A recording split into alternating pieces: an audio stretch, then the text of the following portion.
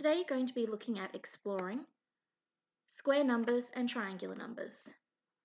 First of all, in the first portion of this slideshow or YouTube video, you're going to understand and explore square numbers.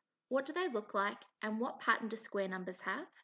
And then you're going to have a look and explore triangular numbers. What do they look like and what pattern do triangular numbers have? Square numbers. When a number has been multiplied by itself, we say that the answer is a square number. So let's have a look at the number 2. 2 times by itself, 2 times 2, equals 4. The answer 4 is the square number. They're called square numbers because they can be made into square shapes. So when I have counters and I make 2 rows with 2 columns, it is made into a square shape, which we write in short term as 2 squared with a little number 2 above it. 4, 9, 16, 25 and 36. All of these answers are answers to questions where the number has been multiplied by itself, like 6 times 6. All of these answers, 4, 9, 16, 25 and 36, these are all square numbers. They're square numbers because they make square shapes, like 6 rows with 6 columns, or 5 rows with 5 columns. They make square shapes with the array, so they are square numbers. 3 times 3 can be written as 3 squared, or for those people who aren't working off the YouTube video and they're seeing this only in writing, this is pronounced as 3 squared. 3 times 3 equals the square number of 9 because it makes a square shape. Bear with me while I swap over to a pen. Here we go. So fill out these answers here. Let's have a look. 4 times 4 can be written as the shortened words of, or shortened numbers I should say, of 4 squared. This is pronounced as, with words, 4 squared.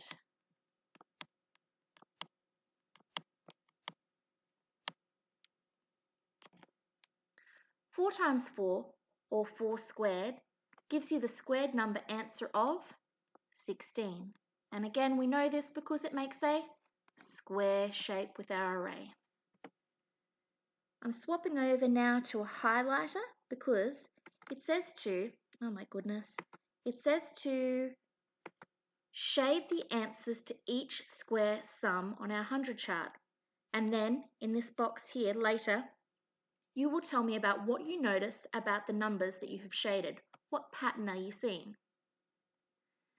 As you go through and do this, you're going to populate the table over here with the information. So the first two have been done for you. So 1 squared, or 1 times 1, equals the answer of 1. So the square number of 1 is going to be highlighted on the hundreds board over here. And here is my first answer of 1. 2 times 2, or 2 squared, equals 4. So I'm taking the answer of 4, the square number, and I'm populating it on my hundreds chart. The next one would be 3 squared with a little 2 above it, or 3 times 3. 3 rows of 3, or 3 times 3 equals 9. So I go over to my chart here and I highlight the number 9. 4 squared, or 4 times 4, equals, and remember it always makes that square shape, 4 squared, or 4 times 4, equals 16. So once you've finished filling in this table here, write your answer about what you see happening. So let's just have a quick another look at those numbers. What pattern do you see? 1, 4, 9, 16. What are the rest of the numbers going to look like? What pattern can you see happening? Write your answer in the box here. I'll do the first question for you, and then you do the rest of these into your workbooks. What number is multiplied by itself to give the answer, the square answer of 4? What number multiplied by itself gives the answer of 4? 2 rows of 2. So the answer is 2 times 2. What number multiplied by itself gives the answer of 64, 100, 9 and 25? Write the answers in your exercise books. Next, you're going to write down in words what these mean. So what would the words be? The examples for 4 squared, or 4 times 4, would be 4 squared in words. Let's do the first one together. So for number 6, we would write that down in words as 3 squared. Super easy. Could you please write down the answers in your books to record the answers from 6 to 10 for these squared numbers? 3 squared, 8 squared, 2 squared, 10 squared and 9 squared. And finally, what number is multiplied by itself to give the values to these sums? So, for example, 3 squared, or 3 times 3, equals 9. 3 times 3 would be the answer we're looking for. So 4 squared, to do this first one for you, 4 squared, or 4 times 4, would be the answer. Can you please write your number that is multiplied by itself to make the numbers for 4 squared, 5 squared, 2 squared, 3 squared and 9 squared. Next, we're going to be looking at triangular numbers. They're called triangular numbers because they can be made into triangular shapes. A triangular number is a whole number which can be represented in the shape of a triangle, so no decimals. Triangular numbers can be represented as right angle triangles, where it has a right angle in the corner, or equilateral triangles. Work with the triangle shape that you're most comfortable with. To build a triangular number, you need to add a new row. Each row that you add is called a term.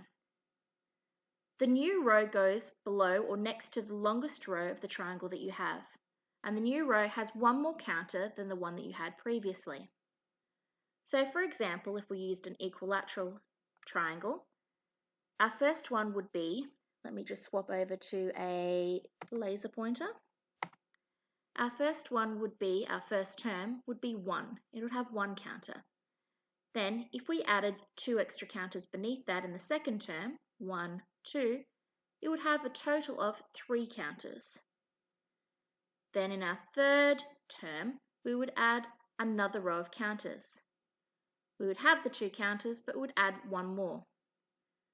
3 counters. So our total sum of counters is 6.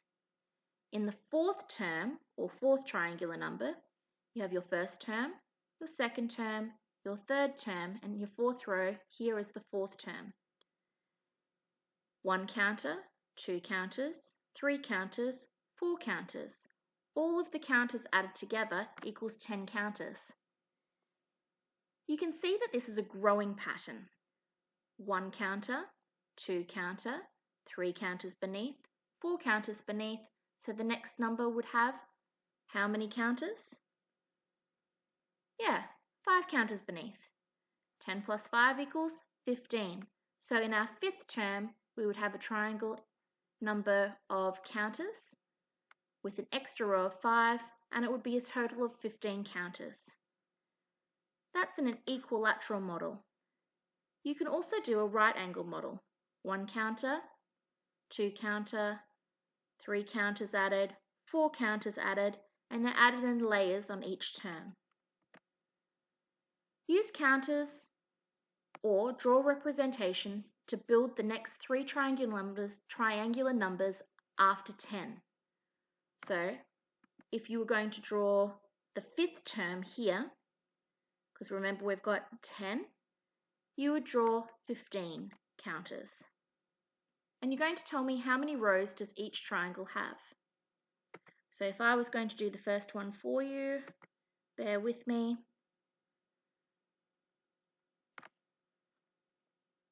First term, second term. Uh-oh, what have I done? Third term, fourth term, and if we added the fifth term with 5, 1, 2, 3, 4, 5, and we counted all of these up in our triangle shape, if we counted all of them up, that would equal 15 counters. Then you would draw the next triangle. How many rows does each triangle have? Well, this row here would have 5 rows. 1, 2, 3, 4, 5 rows. Draw the next 2 here and here with an added row to each one. So if this one here had 5 counters in it, your next row, your next term would have 6 counters in it. And then again, 7 counters in it. What numbers did you create? So you write your answers here in this spot. So the first number that you created is 15. Complete the table below using the pattern. The first 4 have been done for you. So term 1, that's just saying how many rows. I have 1. And then in my next row, I would add 2 counters, so plus 2. Term 2, my second pattern, I have 3 counters after that additional 2 had been added. How many would I add in my next pattern? I would add 3. How many would I have? So you're going to finish filling out this table here, up to 15 terms. You can do your working out on a blank piece of paper. When you're finished, you can answer these squared numbered answers and colour in this colour by number. Have fun!